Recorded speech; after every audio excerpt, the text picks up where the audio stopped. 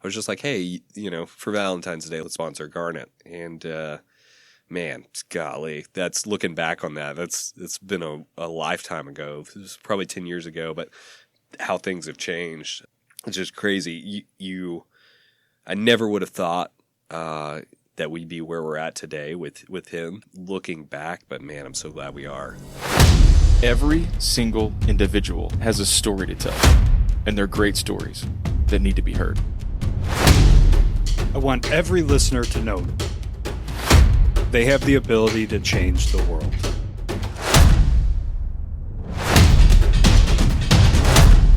Welcome to the 1720 Podcast.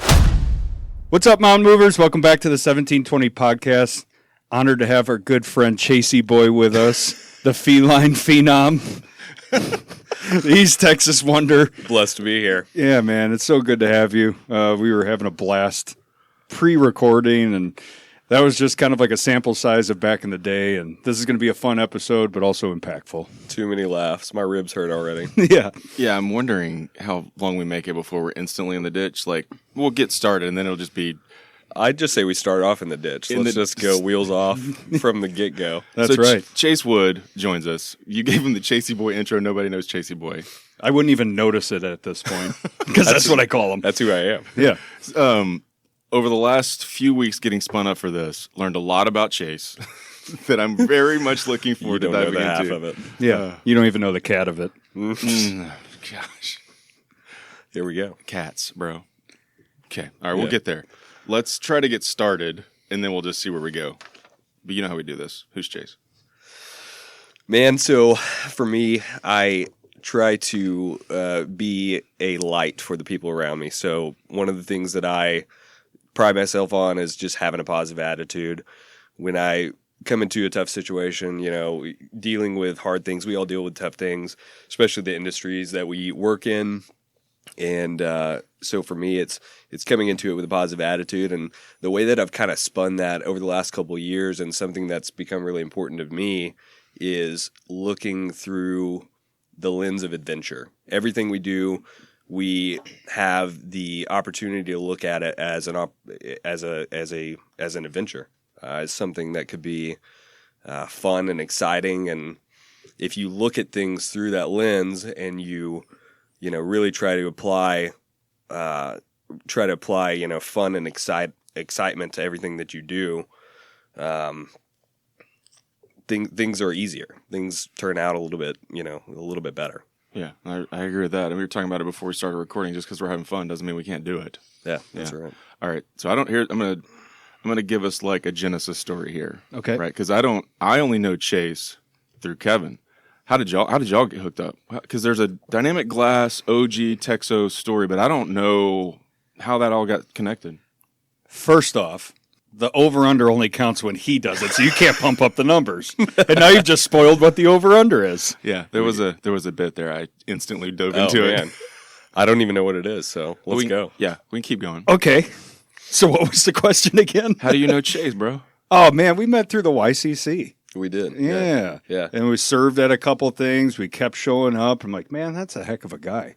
And our friendship built, and I think one day it was either, I remember two meals. There was a breakfast in Euless as one meal, and then a lunch at the ranch. Yeah. Where we started cooking up some things, right? Do you remember which one was which? I think the lunch was when you kind of threw out there, the idea of working together at some point, and definitely started my wheels turning down that path. Yeah. And obviously we had a good time, as we always did, but man, yeah, my first memories of you were just, man, this guy is so much fun. And so looking back, yeah, fond memories for sure.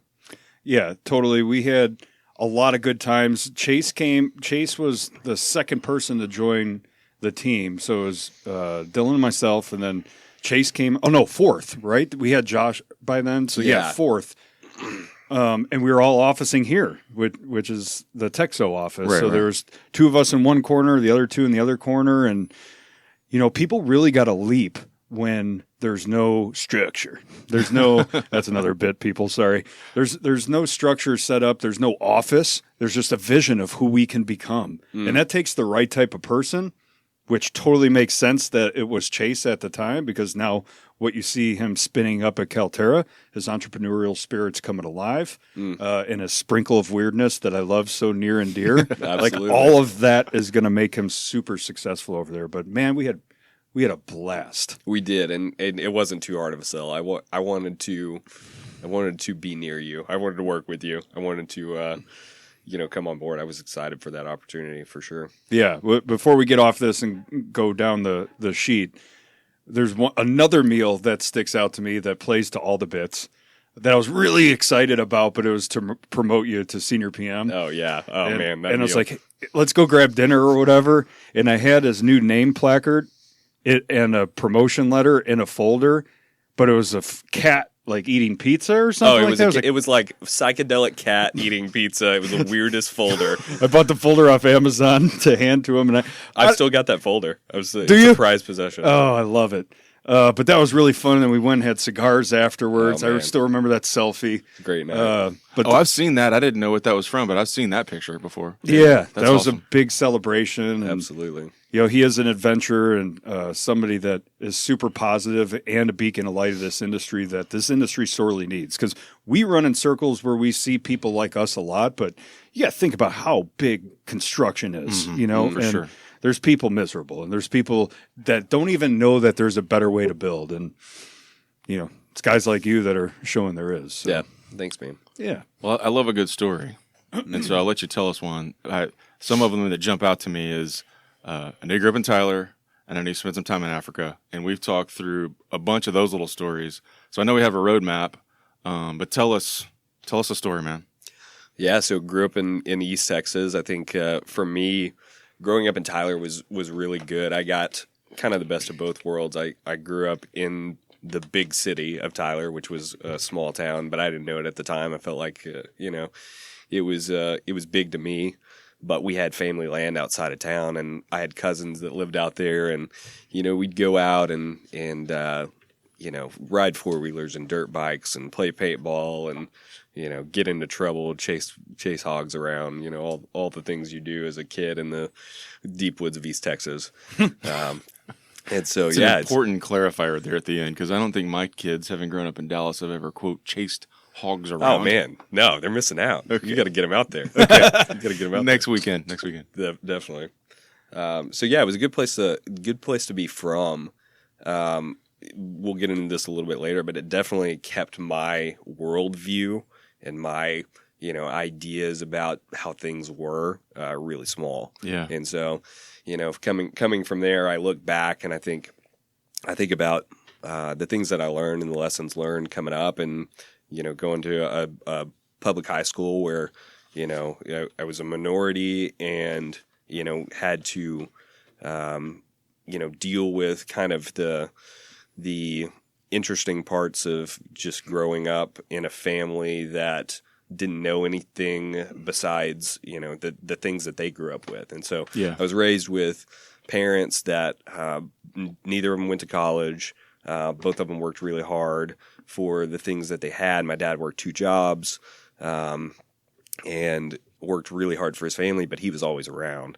And so got to see from an early age parents that didn't necessarily come from a background of having a lot of money or having a lot of things, but wanting to change that for their family and wanting to work really hard for us kids.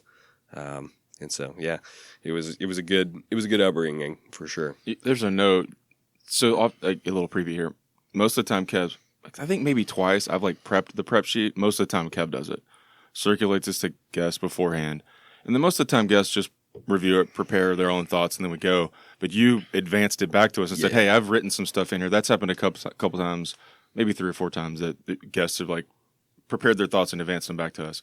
So I actually, despite my joke that I never prepare, I looked through it this morning. There's an interesting note in there about kind of how your parents had an open door policy about just kids coming in. It was a safe spot.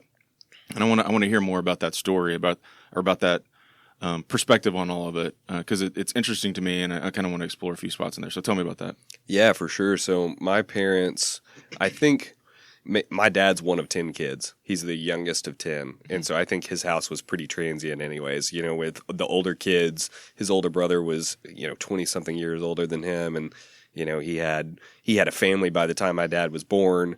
And so I think it goes back to that. My mom too grew up in a house where, they just had people coming in and out. And so for them, I think it came naturally.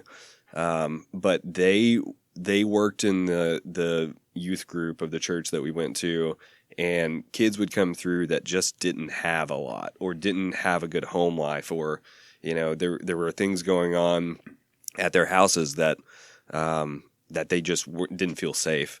And my parents, decided at, I think, an early age for us, to, allow some of those kids to come over and stay. Hey, our house is a safe place. Come over anytime.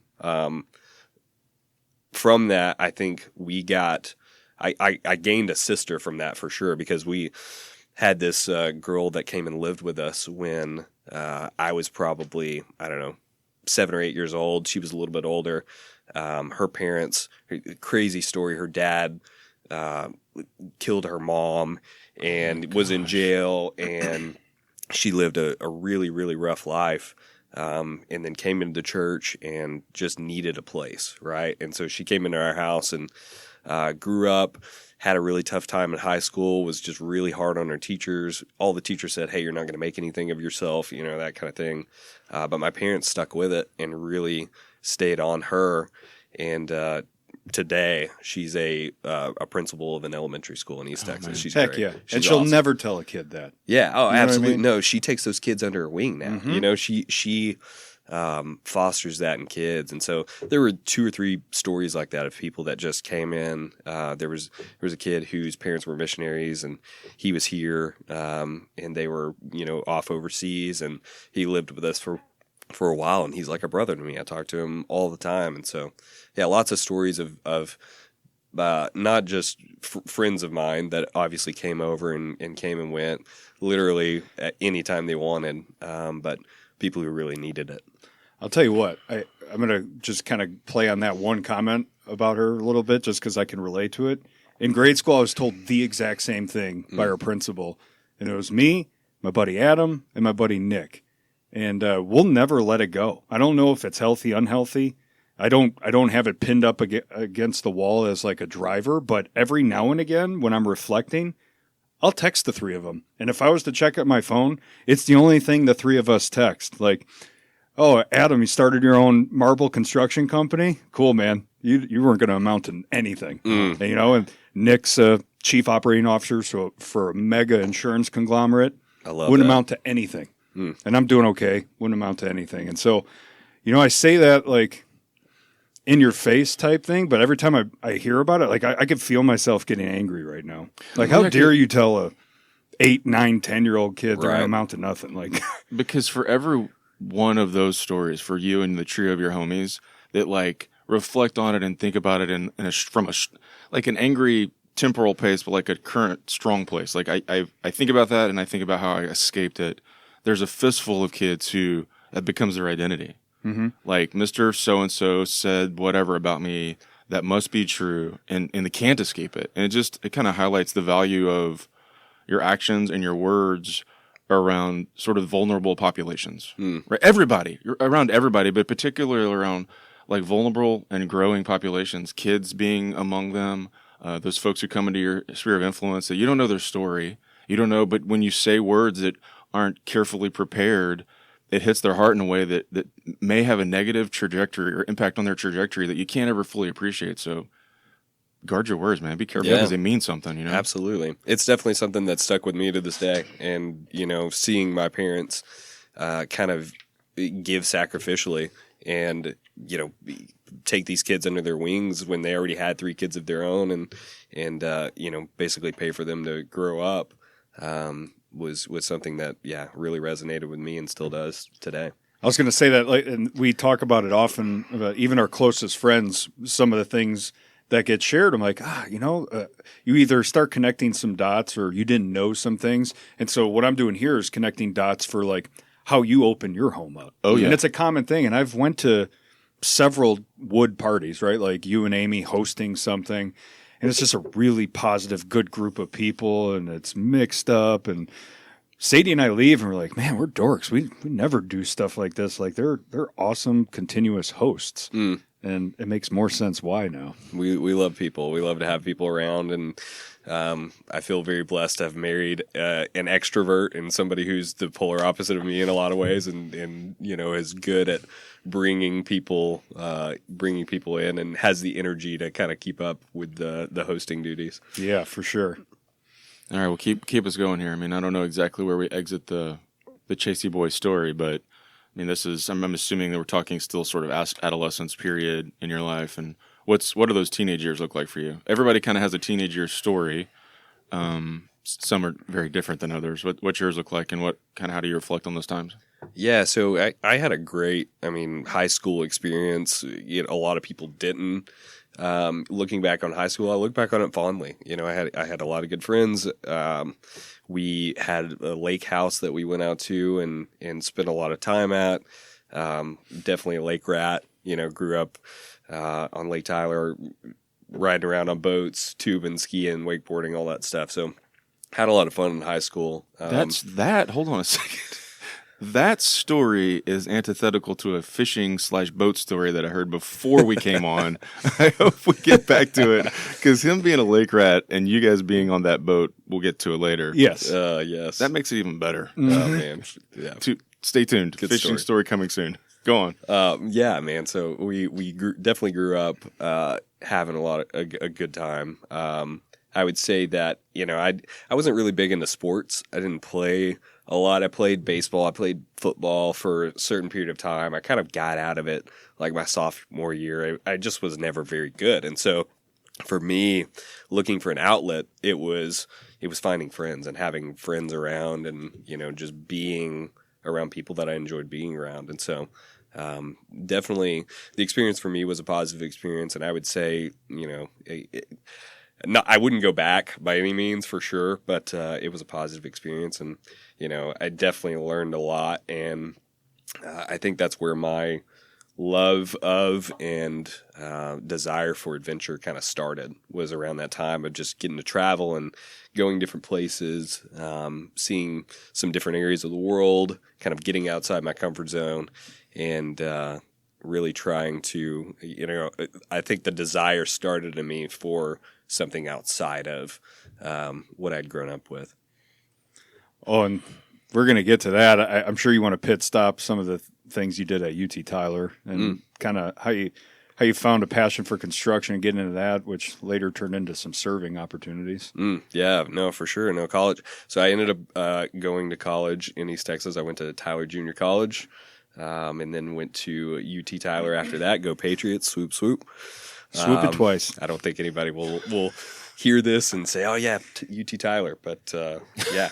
You don't think there are fellow Patriots out there listening that just double swooped with you? There could be. Yeah, represent. Simon Toole just freaked out. That's he right. Just screamed Simon. out loud. Yes, absolutely. Represent. But no, small school. My parents lived literally like a block away, so I had to walk or got the opportunity to walk to the engineering building, which was right there. I could almost see it from my front yard. So I lived with my parents for the first few years of school, and then decided, senior year it was time to kind of move out on my own and got a place with a couple guys. But college, same experience, kept going to the lake, lots of great friends, people around. Studied hard for sure. Ended up studying civil engineering and studied hard, but didn't apply myself super deeply into my studies or tried not to make that what my experience was all about. But it was definitely a formative time for me in that made some of the best friends that I've had and still have to this day, for sure. So let's see. I'm going to try to reverse pivot into that. Do you get a block? Do you get bingo for reverse pivot? Yeah, that's a new one. Yeah, that's a form of pivot. It is a form. Yeah. Okay, so I know Chase is someone who loves this dude named Jesus, and at some point that guy shows up in your life. Have we seen him yet in the story? He's been there. So tell us about Jesus, man. Yeah. So grew up in church. Grew up going to church for sure. Parents love the Lord, and poured into us that the reason and the way that we do things and the reason that we have this open door policy is because of Jesus and because of, this is the way that he would do things. And so group in a church out there, definitely, take that as a positive experience as well overall. And was really involved in the youth group, had great youth leaders, did all the mission trips, did the church camps in the summer, all that good stuff. So from a young age, I was in the church and involved in the church, and it definitely kept me out of trouble. I was never a big partier or anything like that, and I think that was just from feeling and learning the things that I did growing up in the church for sure. So yeah, man. Small church. Relatively, I guess, maybe 800 people on a Sunday, so medium size maybe. Yeah. I mean, the reason I asked that question is because, and Kev alluded to it earlier, so much of doing this, we learn things about people that we didn't know before. Like, I know Chase, but I didn't know parts of that story. And as you tell him, I'm like, it's kind of like my story. Like, I grew up in a small town, I went to a small university that was close, all those things. But the difference was, like, I went to a really tiny church growing up. And so that did sort of affect, like, my worldview, even of Jesus, right, on a go-forward basis. That's why I asked that question. But that we kind of diverged there because little tiny church. I won't bore you with my story, but that's why I was asking this. Yeah, no, it was I still look back and have a lot of people that ended up being mentors in my life from that time in my life and from that church. The guy that got me into construction, actually, the guy that poured into me early on as I was going into college and coming out of college, and took me under his wing, took me on some ski trips with some other guys, and on mission trips to Romania and things like that. He owned a construction company. And so me coming out of college and thinking I knew what I wanted to do, and then pivoting later on, it was him who really got me to pivot kind of and look at this other path, which I've been on now for, 12, 15 years. Is he family legacy pivot?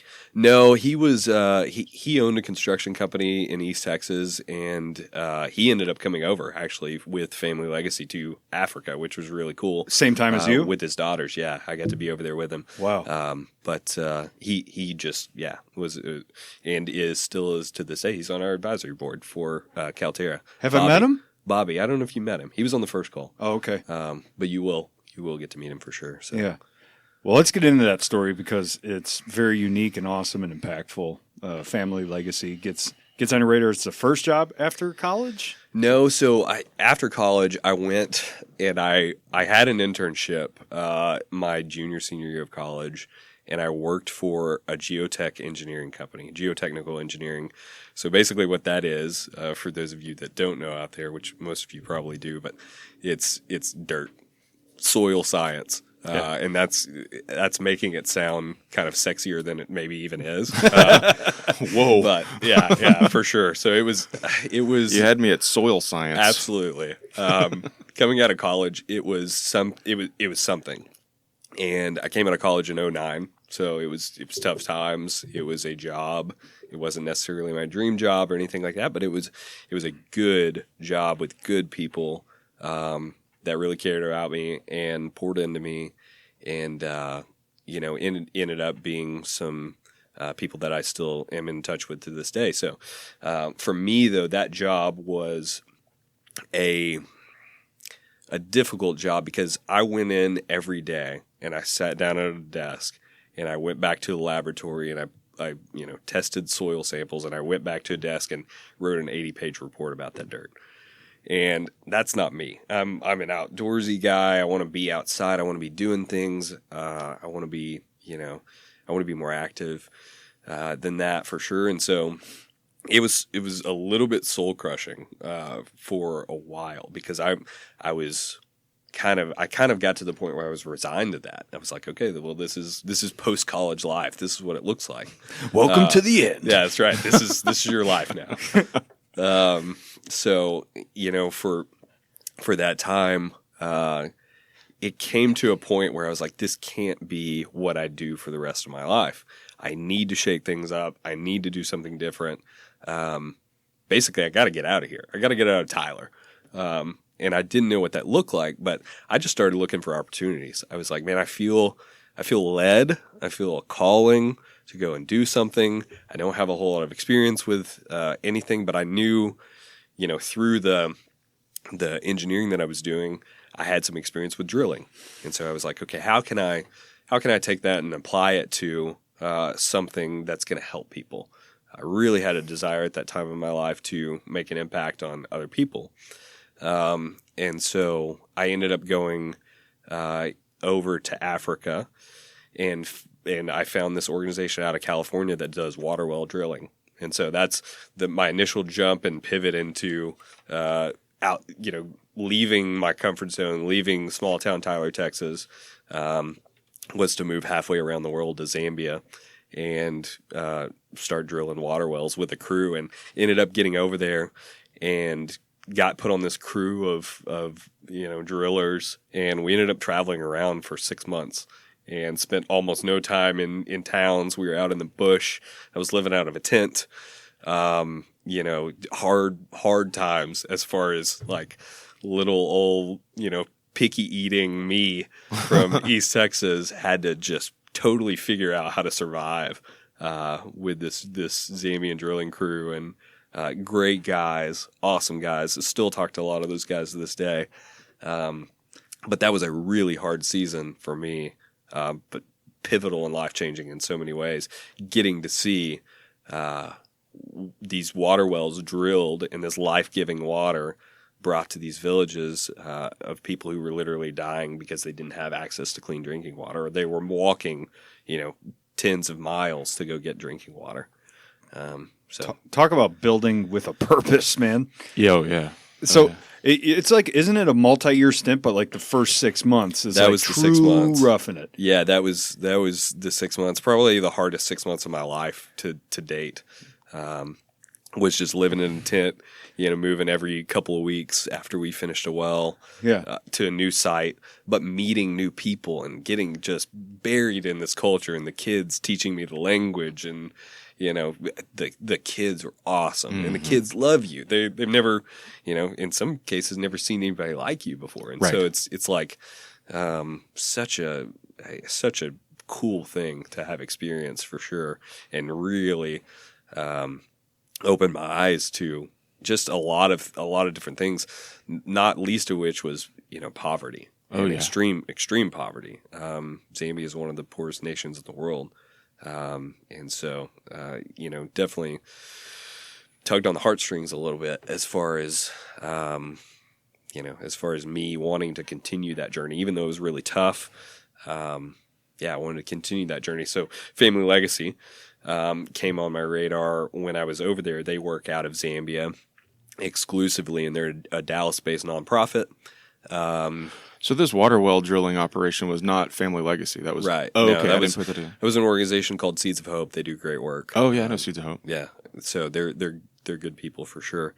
But yeah, so Family Legacy comes on my radar, and for me initially, I think what attracted me to that organization was Dallas-based.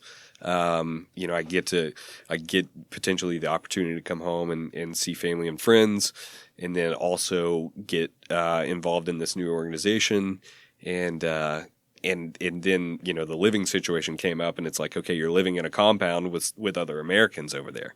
I was like, oh great, man, this is really cool. I get to be around new people from all over the place that are similar, in mindset, and then still get involved with the culture. And so, they ended up bringing me on board to lead their construction program. They were doing a lot of work on a children's village that they have over there. And, I say children's village, it's this massive, 80-acre compound that ends up having, I think today they have, 70 or 80 houses for kids. And I ended up going over and building out a lot of their infrastructure, houses, schools, clinics. But they've got a really cool model. They take single and double orphan kids in that really don't have a family. Kids, literally the worst of the worst situations. What do you mean? Okay, pause.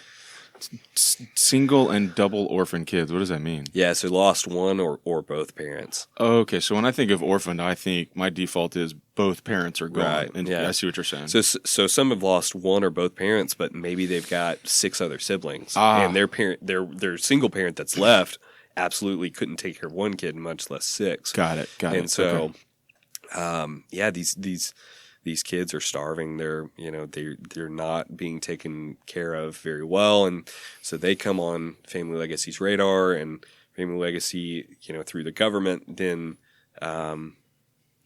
basically takes custody of those kids and brings them in to this children's village and gives them an education.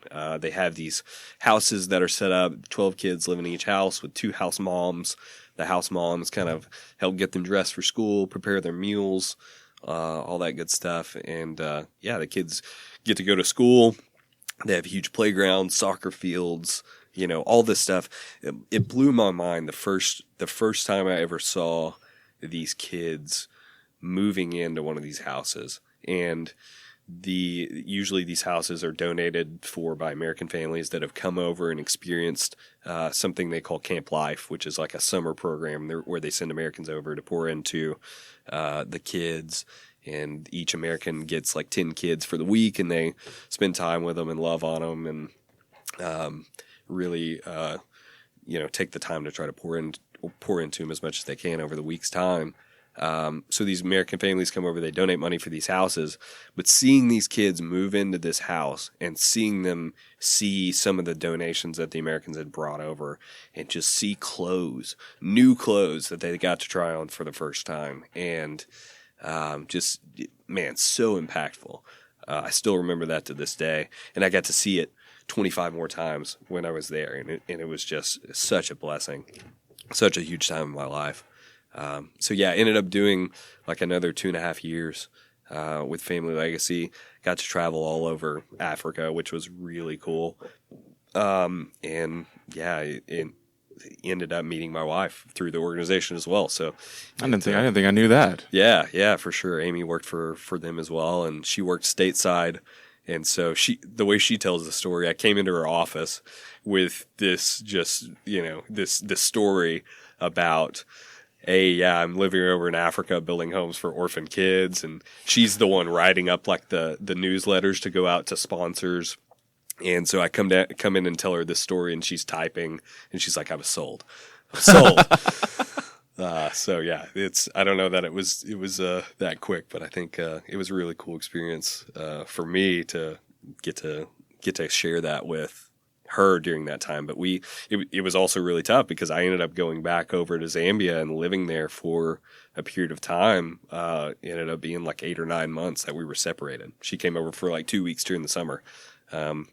But we did the long distance thing, and that's long distance. Yeah, long distance. Terrible internet at the time too. Just like the way Amy describes it, I think this overall taught us how to communicate, and it helped us. But the way Amy describes it is, we'd be having an argument, and the internet would go out for 2 days, and so we're left on a cliffhanger, and it's just looking back on that time, it was really hard. But I'm glad we did it. This is apparently my new bit. Timeline me here. Like what years are this? What years? What years? So this was like 2011. It is your new bit. Trying to figure out what time. Timestamp us first, would you, real quick? What was going on in the world when this happened? I mean, I think it's important. Okay, whatever. It's a bit. But bingo tile. Yeah, it's a new bingo tile for your whiteboard. But I am curious, like, when is this going on? Yeah, so this was like 2011 through 13. Okay. Somewhere around there. And so, met her after a couple years over there. And so did the last year kind of dating long distance and talking on the phone whenever we got the chance. Well, let's linger there for a second because I think there's a lot of things to learn for our listeners through your experience there. So I got a couple of 3 spots I want to hit. But the predominant listener for our podcast right now is in the construction space. So when we talk about going to Africa, when you talk about going to Africa and like building over there, totally different. Bro, I know it's totally different. And you've seen it. I've seen pictures of it. I had a friend Chad Lawson was in Kenya this last week. Well, I guess here we go. It was probably 4 weeks ago, but it was last week from when we're recording. And he sent me photos of like construction going on there, and I'm just like, oh my goodness, OSHA would have a field day up in here. Oh, it's incredible. But tell us, compare, contrast, like for the listeners, like what's actually going, like what's that look like? Yeah, man, totally different than the way we do things here. I've described it before as being the least efficient way, but the fastest way I've ever seen things get done. Okay. And so just throwing people at it. You know, they don't have big equipment. They don't have, backhoes and excavators. So you'll get 50 guys with shovels and pitchforks, and you'll excavate a foundation in a day. And so it's pretty incredible watching manual labor throw these buildings up. But it's really cool the way they do things. They do it, in somewhat of a sustainable way. A lot of their stuff is either mud brick or concrete block or thatched roof. Mm-hmm. We ended up doing metal roofs on some of our things just to make them a little bit more sustainable. But yeah, it was pouring a concrete slab, similar to the way we do things here, grade beams, concrete block, windows, doors, all that good stuff.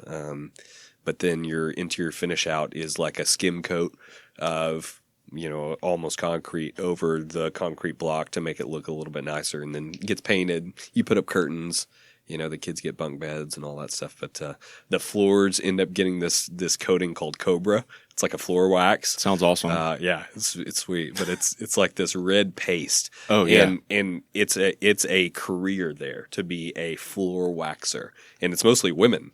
And so you hire these women to come in, and they literally on their hands and knees take these rags of this wax and just wax the floor. And it takes them like a day or two, and they put multiple coats on. And that stuff lasts forever. It's crazy. Interesting. Stands up to the. I have a funny, I'll tell my story here story. I haven't done that in a while. But when we were in Rwanda almost a decade ago now, I guess, but not really. I remember walking, we were at a construction site, same, right? Walking over, and there was like very clearly a humongous pit, right? And they had, in a very basic way, had like roped off this pit. And of course, I'm like, well, what's in the pit? So I go over there and look over. It's straight wall down, right? Like there's no benching, nothing. It's straight down 30 feet, and a dude in the bottom of it with a shovel. He just been digging a big hole. And I was like, oh my gosh, man. It's emblematic of there's no backhoe. He's just in there digging a big giant hole for a shovel, probably for some cistern or something. Right. Yeah. It's incredible. Definitely gained a lot of respect for what you can do physically if you kind of put your mind to it, because these guys work hard, and we paid them well, definitely better than a lot of other areas around there paid, or a lot of other jobs around there paid. And so we had a lot of people coming in. We had like 250 guys working at one time, just building a lot of different things. And so it was really cool. Okay, here's my other thought is, I just want to talk lessons learned from that period, and then I got another point before we leave this. But lessons learned from that period, like about you or life or the world or Jesus or any of it, because I know that we've had this conversation a little bit, but there's a lot of like reflective moments as you are there and when you leave there that I think, at least from my perspective, really reset your worldview as you enter back into, I'm using my air quotes, but like normal coming back stateside. So what when you reflect on that, what do you think? Yeah, so I mean, you hit the nail on the head. I think opening up the worldview, that was the biggest thing from that time over there. It also taught me a lot about resiliency. The Zambian people and the people all over Africa that I met were some of the happiest people that I've ever seen, and they had nothing. They had less than nothing. Some of them were living on the streets, and they were the most cheerful, joyful, bringing light into the world people that you've ever seen. And so I took a lot away from that. And, just knowing that money is not the end all be all. And then it was really hard seeing poverty like that day in and day out, and seeing death and dying, and hearing these stories of these kids that come from these terrible abusive situations, or seeing kids deal with illnesses that we've never heard of over here, and just watching them waste away. And I brought a lot of that home, and it took me a while to kind of transition back, and took a little bit of time to kind of get my mind back into a place where I could or wanted to be reassimilated into the American culture, if that makes sense. I mean, it just, for sure. It was a transition for sure after being there for that long and kind of seeing things from a different perspective for such a long time. So I'd say those were my two biggest takeaways for sure. I brought back this is going to deep cut on Stuart, but I brought back judgmentalism. Like when I returned home back to just the excess and wastefulness and entitlement and all of what sort of percolates in our circles, I was like, you guys, y'all don't get it. That's the emotion I wrestled with, was just being judgmental of people who had not had that experience and were doing things in a way that didn't seem in light of this sort of new perspective that I had gained, didn't seem consistent with preservation and taking care of things and being respectful of all of that. And that was a big wrestle for me to just, as I became and I was only gone for 10 days, right? My story is way different than yours, but boy, that was tough to come back and be you're going to throw that, you just took one bite out of that and threw it away. Yeah. Or have you lost your mind? Yeah. That sort of thing. The opulence of America and the extreme wealth in comparison is just, there couldn't be more of a dichotomy in my mind. Being on the continent of Africa one day and being back in America, a day or two later. Yeah. It's a crazy transition. Or one time I flew back from Zambia through Dubai and stopped over in Dubai and got out and was like, where am I at? What is this? Yeah. Just mind-blowing. So, yeah. All right, so there's one story. Go ahead, Kev. Go ahead. I was going to get to Garnet. Me too. Go ahead. You take us there. There's also a kiddo that comes out of this whole experience that you meet before you leave, right? And you stay connected to when you come back stateside? For sure. So I had a little discipleship group that I started while I was over there. Some of the older guys, I just wanted to take an opportunity to try to pour into them, to teach some of these guys what it meant to me to be a man and what it meant to me to be, a person of faith, and what it meant to me to be just, a person that has morals. And so, a lot of these kids grew up without a dad, and they had these house moms that they lived with, so they didn't really have a male presence in their lives.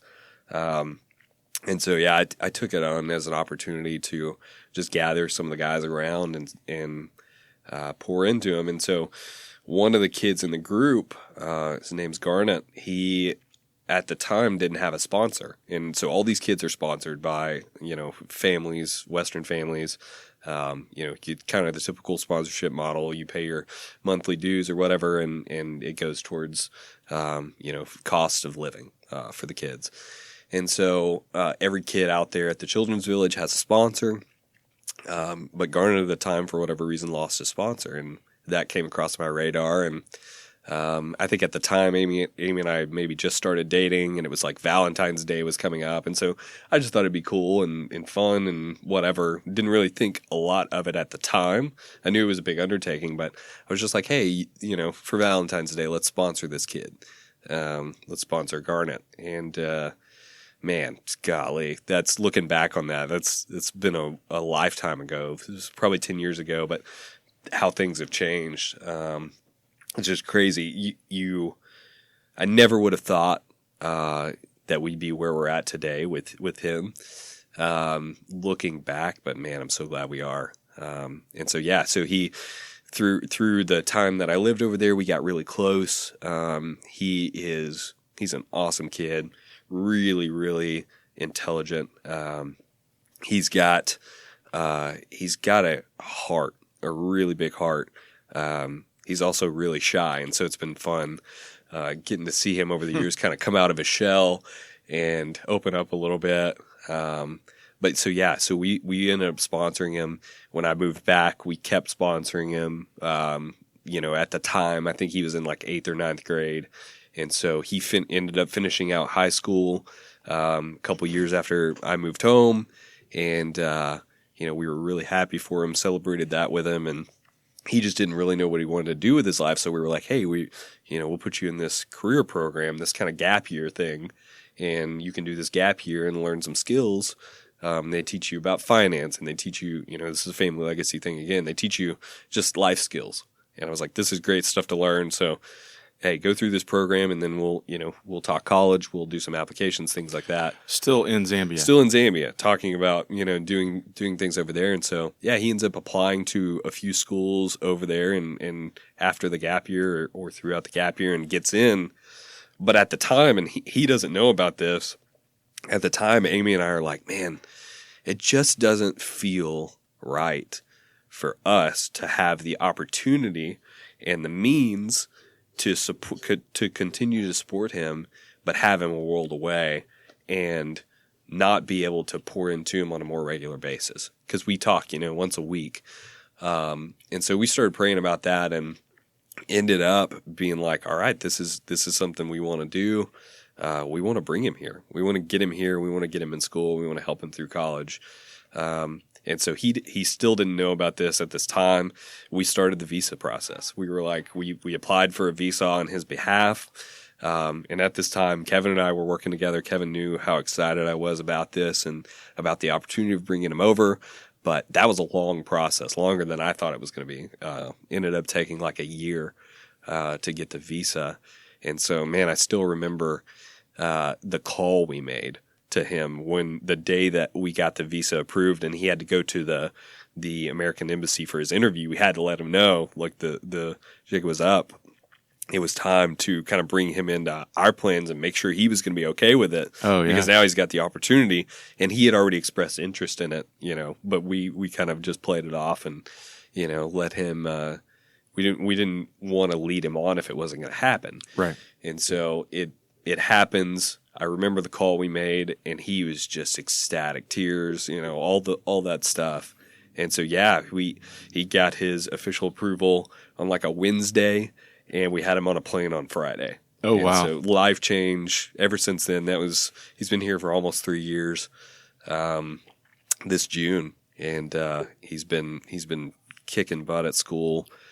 He went to DCCD up here and graduated with his associates in science last year, and now he's a patriot at UT Tyler. There you go. Proud Swoop, patriot. swoop. Swoop. That's right. So he's studying computer science out there now. It's been great for him to have a little bit more autonomy.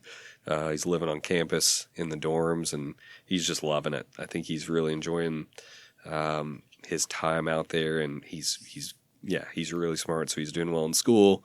I think he's going to graduate probably next year at some point, and who knows what happens after that. But it's been really cool. He lived with us in our house for about 2.5 years, and it was a great time to get to be with him and spend time with him and pour into him on a daily basis. And so, yeah, it was interesting for us having no kids and then bringing a teenager into the house. Such a transition. A grown kid. Grown man, young man. Yeah, for sure. He was 19 when he got here. And so, looking up at him like, yeah, oh yeah, he's taller than me for sure. He's bigger than me. Yeah. And so, yeah, but man, yeah, great experience. So glad to have him here. He's part of the family. He's called Amy and I mom and dad since we started sponsoring him. And I mean, he to me, he's a son for sure. That's awesome. Yeah. I've been plugged into parts of that story, but it's oftentimes amazing to hear like you tell the story arc, right? It's super cool. Did he find his people out there? Like last time we talked, he wanted a car real bad. Yeah. And was trying to like find his people out of UT Tyler. Still wants a car, but he's found his people. He got Boom, there. he's in a fraternity, so he's got his boys. There it he's is. He's going to fraternity meetings and things like that. meetings. Yeah, meetings for sure. All in the up and up, Dad. Yeah. Everything's cool here. Yeah. Nothing to see here. Just That's send me right. another C note. That's right. Yeah, absolutely. Yeah. Here You're still you go. sponsoring me, right? Yeah. I can see your bank account. You know that, right? You're still sponsoring. Yeah. So, That's a story right there, bro. man, yeah. Well, it's I look back over the last 10 or so years in the transitions that have happened and just see a world of change and a world of of just life transition and really, really cool and blessed times for sure. Really hard times as well. Yeah. All right, so you make it. I think we told two stories at once. The timeline, if you will, is kind of getting jumbled here. But you come back after your stint in Africa and hop back into the construction industry here in the Metroplex. Yeah, for sure. I didn't really take too much time off. I think I took like 2 months off when I got home. I got home in like November, December through the holidays. Just kind of tried to transition back in and was living off people's couches, traveling around, seeing people, seeing friends and family. Started searching for a job and ended up landing a job with Ridgemont, here in DFW. And that was great because Amy was here. So that was what kind of transitioned me back into, and eventually, I think that next year got me involved in Texo and meeting you guys, and just, that was a whole nother life-changing experience for sure. Just getting involved in commercial construction here in the Metroplex. It's been a whirlwind. Well, and then eventually you end up with Kevin, and it's all downhill from there. So thanks for listening. We see you guys next week. Net negative. You know how that like growth curve? It's not a straight line up. You do dips. Yeah, that's when I come in. Off the cliff. That was not. Yeah. But he did get me involved. That's how serving in Africa got on my radar. We had this crazy small world moment. I don't know if we knew it was going to happen. I don't think so. But I found Garnet at a family legacy, like packing, like at a warehouse, packing materials and boxes and stuff. And I was like, "Hey, dude, what's up?" And he didn't really recognize me or anything, but I told him I was friends with you, and we took a selfie, and I sent it to you, at least you, but maybe you and Amy. Yeah, that's cool, man. He's serving the organization that served him for so long. That's awesome. But yeah, now I'm involved. And because of your heart. Well, you say that, but man, the time working with you, I will say, was pivotal for me, and it taught me so much about organizational culture. It taught me about serving as a leader humbly. It taught me a lot about doing what you say you're going to do. Just you as a person are what attracted me to coming on board with Dynamic Glass, and then also is taught me a lot about how to be a good leader and run a business. So I appreciate all the times you poured into me, man. Yeah, it was an honor, man. And it makes it fun, looking back that we're going to get to it, the Kalterra stuff. Like, I'm involved with it, and I'm excited to be involved with it. And there's zero resentment there. There wasn't even any in the short term. Like, you gotta, man, as a leader, if their wings are clipped with you, or they see an opportunity to fly further than they are with you, like, go celebrate that. It's going to suck in the moment because you have this work construction and it's a vacuum and you don't have a ton of cover and move with how we operate as a construction company, but you'll figure it out. And when you see a good person go get lit up for their passion, like, don't let that, this is just lessons learned, right? Don't let that one moment of emotional reaction ruin a friendship. Like, in the long run, just know that it's for the better for both sides. So celebrate the victory for that person and end well. Yeah. No, I appreciate all your support for sure. And you are very involved with what we're doing now and on our advisory board. And I'm just, excited about the journey, forward for sure. I can remember, I guess you and I were talking when I found out that you were leaving Dynamic, and I was like, "Oh God!"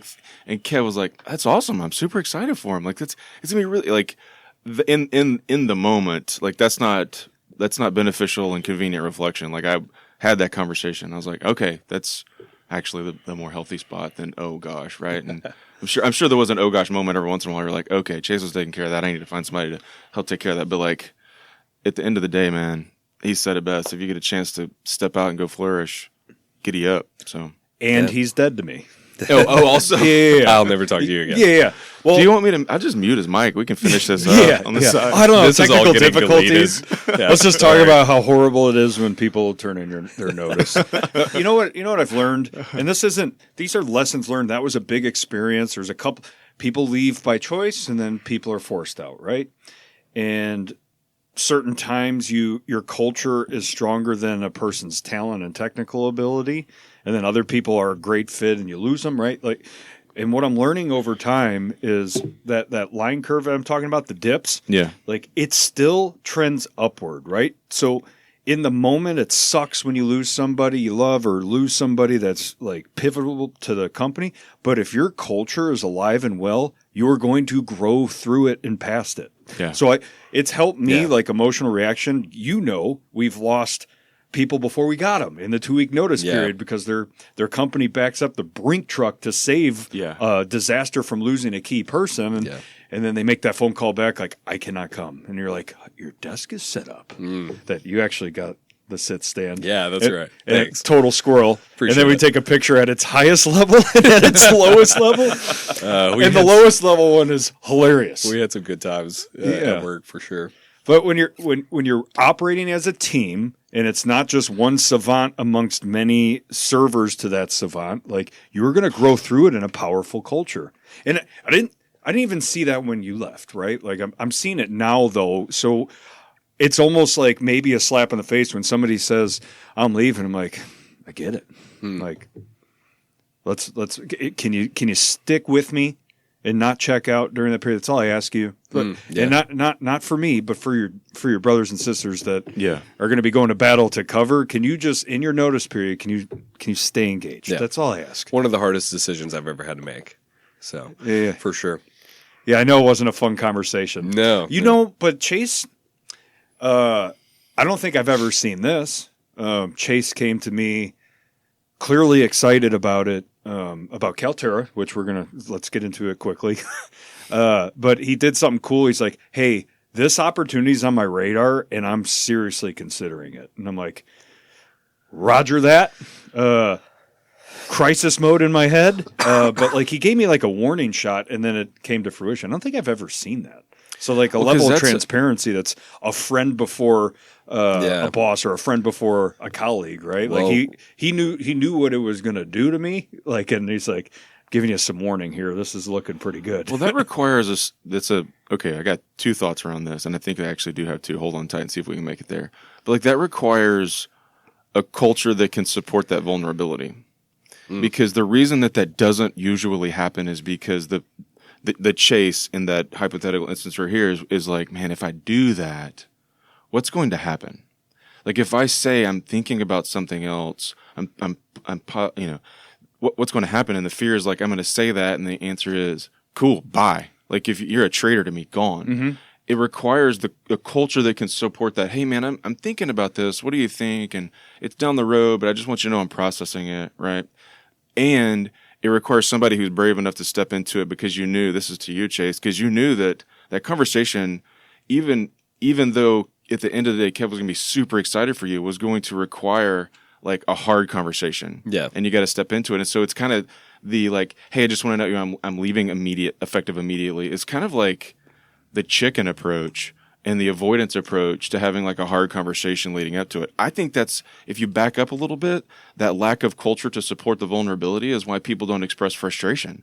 That's why people don't say, hey, I'm not leaving, I'm not going anywhere. I just want you to know that like, I don't like X or so-and-so's doing Y, and I think we need to fix it. That's why they take it, they bury it, they hold it, and they peace out. Because your culture's not strong enough to support that conversation. Yeah. And so if you got people bouncing on you, think about that.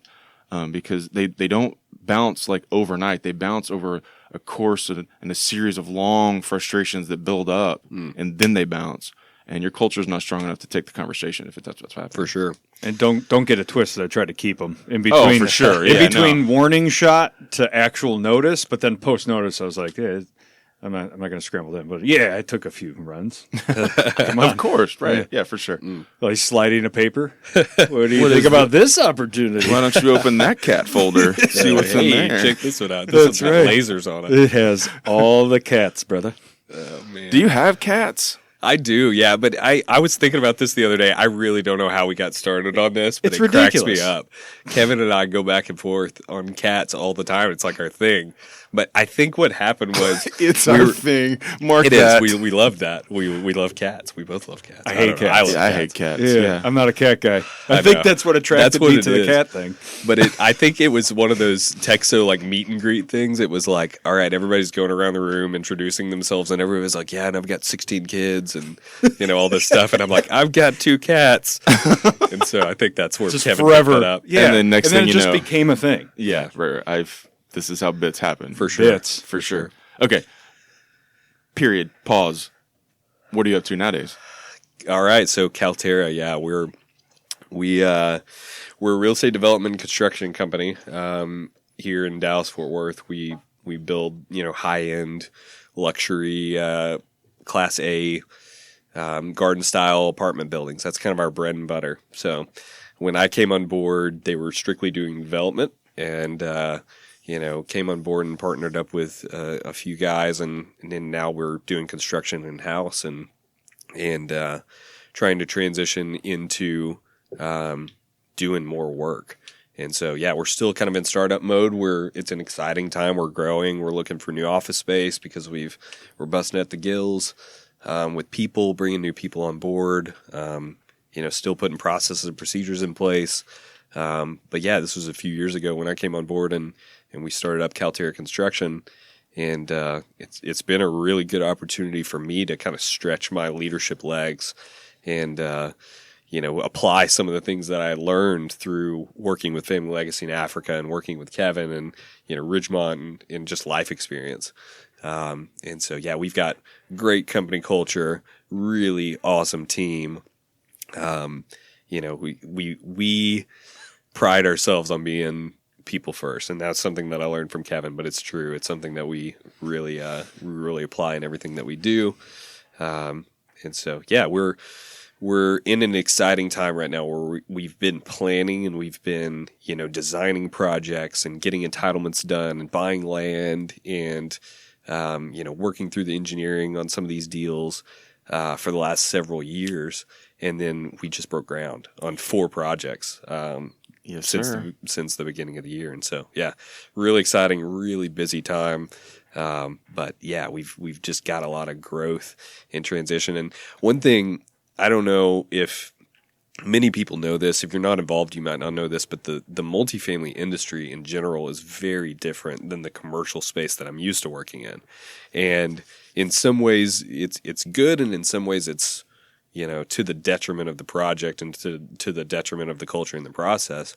And so what we've really tried to do, and one thing that I've made a goal of mine and kind of a mission of mine, is to take some of the good things that we've learned on the commercial side, whether it be really efficient scheduling or, subcontractor relationships, just overall processes, and apply those to the multifamily space that we're working in now. So That's a great space to take ground in. I mean, as someone who's been on the, oh no, this project is a disaster side of all sorts of projects, you're exactly right. Like, there are things that the commercial folks are doing that the residential or multifamily folks, I should say, just haven't taken ground in yet. Though you've identified 2 of them. Sure. And it seems like the relationship with the subcontracting team, like your trade partner, does it seem as strong traditionally or historically in the multifamily space? It's more adversarial, and we all know that there's a time for that, I guess, but really the default should be, hey, let's collaborate. Let's get this thing done together. What are we going to do? We've got an issue. We're behind schedule. We're over budget. What can we do? Looking at things through a positive spin. What can we do to make this better? And we've seen some good transition. It's going to take a minute because that's a paradigm change for your trade partners too. Because that's my guess is they're going to be like, what are you talking about? Yeah. You want me to come to the office and work with this out? That sort of reticence to engage, but man, stay the course, because I think you really have ground to gain there. For sure. Well, and that's a whole nother thing. We're trying to bring on some of these commercial trade partners that I'm used to working with as well, and bring them into the multifamily space. And so, yeah. Sorry, I interrupted you, Kev. Isn't it crazy that what you just said is the elementary basics of what we should be doing, and that's what's going to be different for the right reason? That's crazy. Yeah, for sure. What you just said, bring people in, talk together how we can do this better. It's like, wow, that's our wow factor. It's a in culture construction shift for sure. It's a major culture shift, and it's a hill that I'm willing to die on, and it's one that I think is worth a battle that's worth fighting for sure. And we've already seen some buy-in. We've already seen some positive change with some of the projects that we've started off. So, well, I'll tell you this: it's not a hill you're going to die on, and I'll go back to the way you started. That's a hill where you get to post your lantern on and shine a light from. So I'm looking forward to seeing these projects come to fruition, and you guys really do what you're doing and changing and leveraging the industry towards like positive, proactive communications and relationships with those folks. You're going to do a great job, man. I'm confident of it. No questions asked. Appreciate it. You got something special that most people don't have, but you have the close coordination with your development. I don't think a lot of GCs have that. Yeah. And so, I don't know, from what do other GCs need to know from a developer standpoint? Like what's a good method that they could take to their developers, or like what's a nugget that if a GC's listening to try and like bridge that gap from developers? Because I think a lot of GCs believe in what we're saying, but they get handcuffed above. Sure. Yeah. Right. Well, man, one thing I would say is just try not to let something be a surprise, and don't let it linger. Because we're so connected at the hip, information flows back and forth really freely, whether it be about, a change order, or, hey, we lost money on this, buyout didn't go quite as well as it should have on this line item. And so the developer being in on those conversations and knowing where the project's headed at all times, I think is really beneficial. And it's definitely one of our selling points when we're going out and we're looking for money and trying to get our capital partners on board with these projects. We're selling to them that, hey, this is our value proposition. We bring transparency.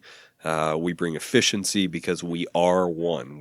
Kalterra is construction and development. Yeah. One and the same. That's a good nugget. Hey, y'all want to tell some stories? Absolutely. What do you got? Where are you going? I was mid-conversation, or he was mid-conversation. I got ahead on the notes. I was reading his markups and hobbies. Number one's being weird. And I just chuckled. You looked over at me like, what is he doing? You're like, oh, he's just in his own land. That is my number one hobby. I think you definitely taught me how to be more weird.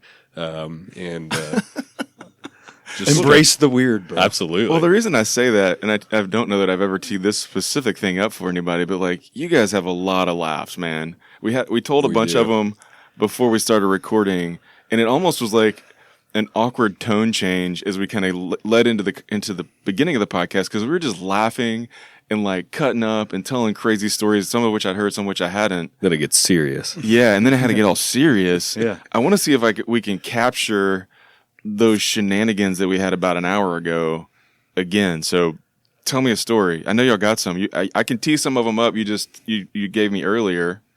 Yeah, no, you want to tell the fishing story? Yes. The fishing story is a classic since we're sitting in the building that hosted it, but it was the Texo fishing tournament. Here we go. And we're still young and dumb and trying to get spun up as dynamic, right? And that's right. We're like, we should get involved. Let's sign up for the fishing tournament. Let's go catch some fish. We're gonna do great. Yeah. Let's go. He fishes, I fish. That's a combination made in gold. And we're like, all right, now we got to get a boat. Who's got a boat? You got a boat? And no, then, don't have a boat. Yeah, no boats. We're like, all right, we got to find a rental. And so it's like we head out there to Lake Fork, right? Yeah, it's on Lake Fork. And we go pick up a rental boat, and we do an overnight thing. So it's like mid-70s. We're going out there. We're having a ball. There's a night before thing. And in the middle of the night, the temperature drops at least 40 degrees and raining. And him and I both just brought a short sleeve shirt and shorts. We were not prepared. Not at all. So the next morning, it's like, 4:00, and him and I are in the hotel room together, and we're looking at each other, and we're like... We're looking out the window. Yeah, we're already cold. Are we doing this? And like we wrestled with it for like a good 10 minutes, and then we're like, you know what? We're here. We're going to do it. And so freezing, we dropped the SS Minnow into the water. Yeah, this boat was not a bass boat. This was like a flat bottom with a trolling motor on the front. This is the worst boat I've ever been on by a thing was landslide. gonna sink. We talking aluminum here? Aluminum flat bottom. I mean, we were out there with $150,000 bass boats with power poles. And we come. We were ready to fish. Yeah, and the people that saw us, like Melanie, is laughing out loud right now because it was a joke. And so we're in shorts and t-shirt, and it's raining. So we're like, well, let's go to the gas station and get ponchos. So we get these ponchos, and then everybody, like the celebratory, everybody launches. We don't get past the pier, and my poncho shreds to 100 pieces. I look like a mummy. The thinnest, and they charged us like $15 for these things. It was like the thinnest camouflage poncho you've ever seen. Let's not forget, it's 40 degrees right now. 40 and raining in shorts and t-shirt. Yeah. So him and I dart as fast as the SS Minnow can dart to a cove. And the only reason we go in the cove is because the wind's not there. So we drop anchor and fish there for a good hour, just like... Knew there were no fish around. Yeah. No fish in the vicinity. Didn't care. And then at some point, we're like, all right, we got to get out there. It's a little warmer. And it's super choppy. Our anchor rips off the side of the boat. The motor stops working. We puddle in, and the rental company comes and works on it a little bit. And at that point, like, all the wheels are off. So we're like, let's just embrace this. And it was miserable and terrible, but we had a good time. we had a blast. Man, you said We had an absolute blast. It's probably the best time I've ever had fishing. Yeah, it was a beautiful mess. Isn't it funny how like just the most miserable things are sometimes like maybe not even in the moment, but with the benefit of hindsight, like what an awesome time. It was really good, and I mean camaraderie for sure. Built up a rapport, and had a lot of things to say that day. Got really weird on the boat. Really weird. We're singing ourselves to keep ourselves from going crazy and freeze to death. But yeah, All good the times. things, man. What a great time. You guys, I know had a ton of fun at the DG office, just goofing and cutting and bits, and it can't probably be like all of it be encapsulated by a little bit on the podcast. But man, I know y'all have had a good time together. We have, and I don't know how we got any work done, but we did a lot and had a really good time doing it. For sure, man. All right, so let's I'm gonna give Amy a shout out because I don't think anybody knows this except for maybe the three of us, but she did our 1720 logo, right? Shout out, yeah. Shout out. So Yeah. Good call out. I would have. What I was going to call out is she has some pipes, man. Yeah. Like you've shared a video of her singing some worship music. And I was like, whoa! Like those are some pipes. Does Our she house sing is at full church? of song. She used to, yeah. She used to lead worship for the village and hasn't in a couple of years, but yeah, she loves to sing, plays the piano. I love listening to her sing and singing terribly with her. Yeah. Yeah, for sure. In the background. Na. Yeah, Master P in the house. Okay, I Yeah. got that. Can we sing some Desperado? Yeah. But no, she's awesome, man. My wife was fantastic. I think for the amount of time that we've been together, which I guess is going on 10 years now. We just celebrated our 6th wedding anniversary last week. For the amount of time that we've been together, we've grown in such really, really cool ways in our personal lives and together. And she's awesome. Really glad to have her in my life. She's a labor and delivery nurse, and she kicks butt at that. And yeah, definitely helps me out when I'm dealing with difficult things, whether at the office or in personal life. And she's a light, and she's someone who allows me to, kind of be a light for others. She pours into me and helps keep me positive so that I can do that for other people. It's really cool. Boom. Yep. Yeah. And she was on the other side of the table for labor and delivery recently. Yeah. We've got a 3-week-old, Wilder Andrew Wood. He's awesome. He's been really, really cool to have home. Glad to have him here. It was quite the process to get him here. We had a struggle with the infertility and with having to go through a couple rounds of IVF and all that stuff. So really glad to finally have him here, and we're so super blessed to have him here, even though he hasn't figured out sleep yet, and we're really tired. Yeah. Well, you wear it well, dude. I'm having a good time with it. I'm just Yeah. loopy all the time, so it's great. Loopy's fun. Usually by the end here, like we've lost all serious talk, but you're going to die over there. I'm good. Allergies. We've lost all serious talk, but I'm going to come back to the IVF story for just a second and see how much serious talk we can capture around that. Because the reason I want to go there is because that's not like a unique story as I've like learned as an adult. But I sometimes think that people who have that struggle in their family, like they have fertility struggle and have gone through that process, I feel like lots of people feel like they're on an island Yeah, absolutely. around it. So can you like speak into that just a touch to like, if someone's listening and they, man, that's me, and I feel like nobody knows what's going on. And For sure, yeah. Well, man, I remember listening to one of y'all's first podcasts, and honestly, I can't remember who it was, but talking about IVF and talking about, I think they did embryo adoption and his Butler, Wes Butler. yeah. So, man, it's a lot of people don't talk about it, but it was really cool when we did start experiencing some of this stuff. People just coming out of the woodwork in support and having dealt with some similar things and. Now getting to do that for other people, it's been really cool. So yeah, it's a tough journey, and there's a lot that goes into it that you would never imagine. Outside of it being really expensive and hard to access for some people. And so for us, it was, hey, we really want to have a kid. We want to start a family. We've got Garnet. We love Garnet, but we really want to have a kid of our own. And it's one thing to think about it. It's another thing to like start the process and to kind of start preparing for it. But we started the process and we started preparing for it, and we got our minds in that space, and then it just wasn't happening, and it didn't happen for a while. And so then we started, kind of looking into what the, probable causes were. We went to, we went to a few doctors. We talked about, kind of what we could do. We tried a few different things. We did a couple rounds of IUI, which is kind of the less invasive form. And those didn't work out. We had, a pregnancy that didn't work out during that process. And so it was a tough journey, but man, such a worth it journey. Now that we're on the other side of it and may have to do it again. But, yeah, I would encourage anybody who's dealing with that to just seek out help, be open and honest about it. And I've had several people come up to me and ask me about it, even within Texo.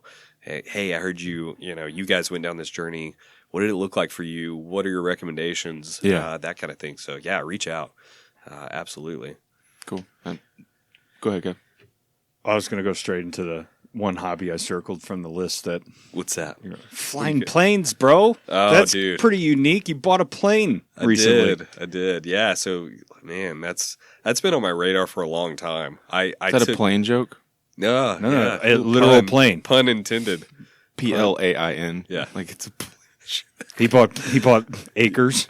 Yeah. Yeah. Yes. planes. Absolutely. That was like landowner joke. yes, landowner joke. Lead balloon. There we go. Yeah. It was a hard left out of IVF, just straight into the ditch with a joke that didn't fly. Yeah. Pun intended. Pun intended. Boom. Yeah. Okay, so go on. Yeah, man. I don't know. I took a discovery flight with a buddy of mine, and his dad was a pilot. 15 years ago or more, and just kind of fell in love with it. It was definitely a passion at that time, and something that I knew I wanted to pursue. But life happened, and a lot of things transpired. I moved to Africa. I lived over there for a little while. I came back. I started working. Got married, and I wouldn't say that the dream died, but it was something that I kind of put on the back burner for a little while.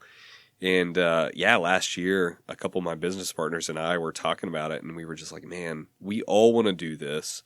We have the means to do it. What's stopping us from actually doing this? And so it was, hey, let's find a place to train. And then we took the step a little bit further. Oh, what would it be like if we, rented a plane together? And then we were like, well, what if we bought a plane and we put it on lease back with a flying school so it could kind of, supplement some of the cost of ownership and all that stuff. And so, yeah, we ended up buying a plane back in June. It's a cool little plane. It's a Diamond DA-40. If you know anything about planes, it's kind of like a trainer. It's a little bit more, technologically advanced than a Cessna. Low wing plane, really aerodynamic, all that stuff.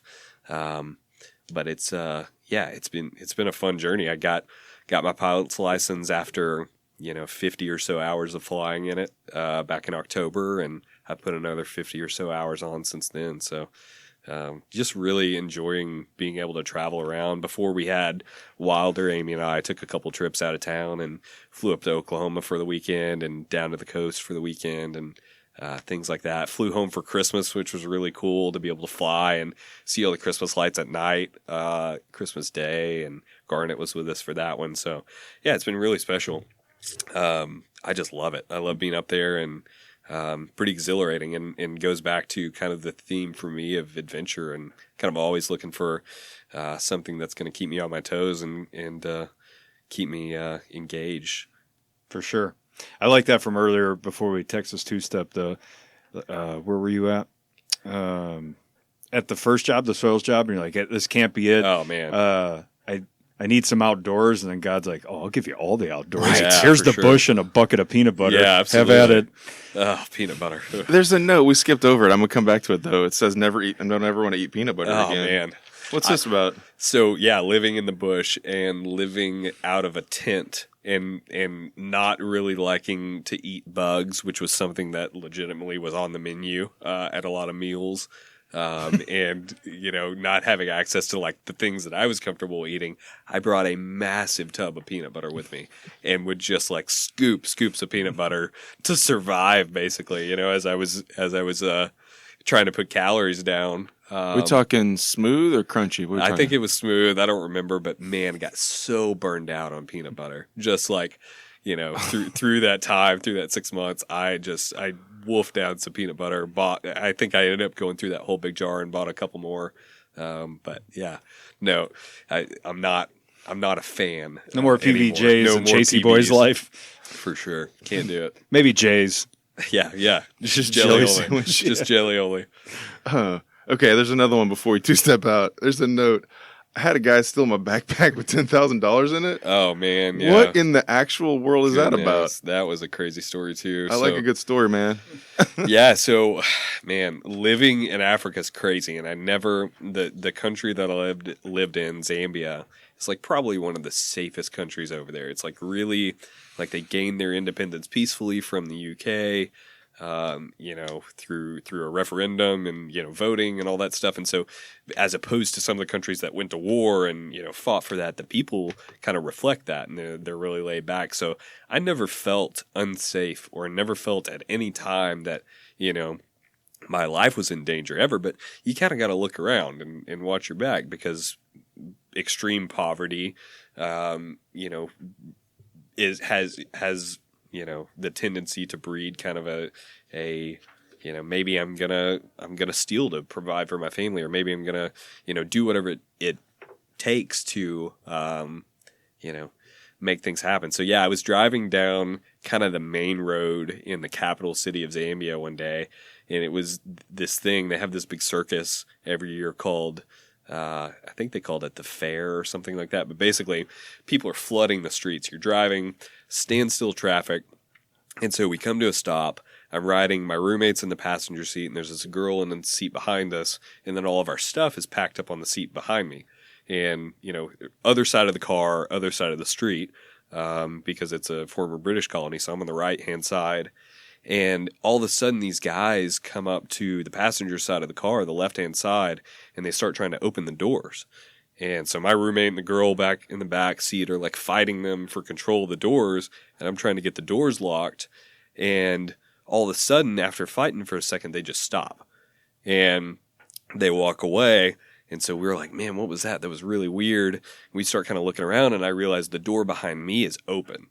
And I'm like, oh no. Immediately, like my mind went to, oh crap, my stuff's in that seat, like my backpack. And so I turned around, I saw the backpack wasn't there, and I had ministry money, like nonprofit money, in that backpack to go buy construction materials. It was like close to 10 grand because you do everything in cash. And the cash over there, the Zambian kwacha is so hyperinflated that they've got like 10,000 kwacha notes, and you're bricks of cash to go buy stuff, like literal bricks. So I've got a backpack full of cash, and my backpack's gone. Lottery, ended up grabbing that of all the stuff back there. And so I still to this day don't really remember this. I don't know exactly what happened, but I threw the car in park, jumped out of the car, and just started running. I didn't know which direction they went, didn't know what they looked like or anything like that, just started running. And I'm like running and yelling. I'm sure I'm yelling expletives.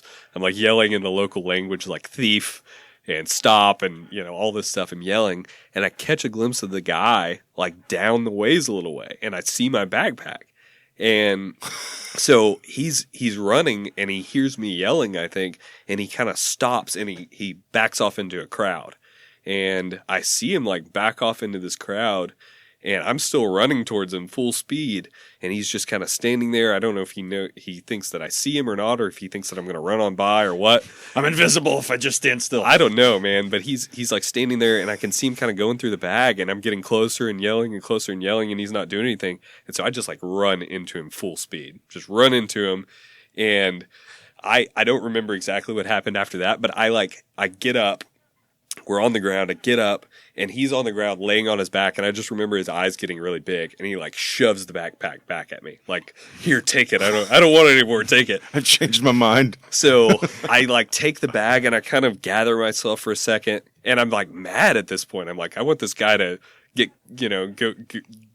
to jail or whatever. I'm going to find the cops and get this guy arrested. So I'm like, hey, come with me type thing. And he like starts to run away, and he like jumps across this little creek, and I like jump across this little creek after him. Wait, you have your stuff back? I've got my backpack. Okay, yeah. all right. And so I don't know what was going on in my mind. Citizen's arrest.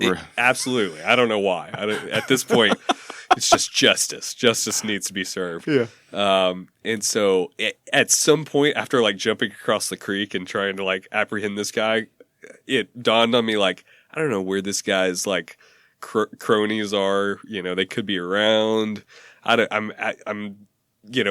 This white guy that's run down the street and has been yelling, and I'm really out of place right now. And so didn't really know, what to do after that. So I kind of gather myself, and I start walking back towards the car, like where I came from.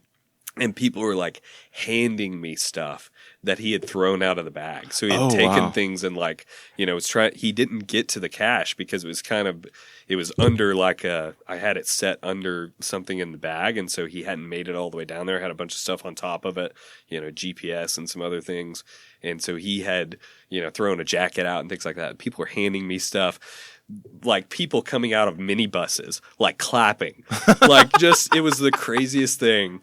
I still to this day, I think I just blacked out, and from what I can remember, just like got back to the car, and they were like, "How did you get your bag back? Like, where have you been?" I'm Jason Bourne. Try me. That's what's up. It was nuts. It was absolutely crazy. I've never chased down someone who stole my stuff. Kev? Nope.